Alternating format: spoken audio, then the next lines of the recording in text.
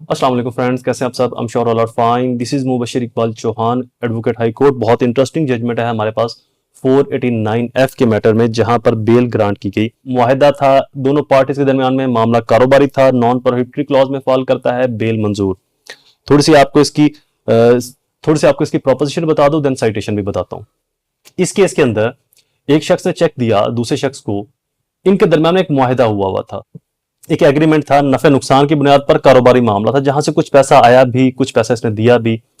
तो जो कंप्लेनेंट था उसने ह्यूज और कंप्लीट अमाउंट की ही डिसऑन स्लिप लगवा के एफआईआर करवा दी, जहां पर ऑनरेबल कोर्ट ने ये कहा कि ये एक तो नॉन प्रोहिबिटरी क्लॉज में फॉल करता है, सेकेंडली बहुत सारी अमाउंट पे हो चुकी है, थर्ड यहां पर एक एग्रीमेंट मौजूद है, फोर्थ ये मामला बिजनेस ट्रांजैक्शन का था, लेन देन का था। जब मामला लेन देन या बिजनेस ट्रांजैक्शन हो, वहां पर नफा या नुकसान भी आपने लिया होगा, कुछ बेनिफिट या कुछ प्रॉफिट भी आपने लिए होंगे, तो यहां पर ये ह्यूज या कंप्लीट लायबिलिटी का केस नहीं बनता, तो जमानत दी जा सकती है बिजनेस ट्रांजैक्शन मैटर में।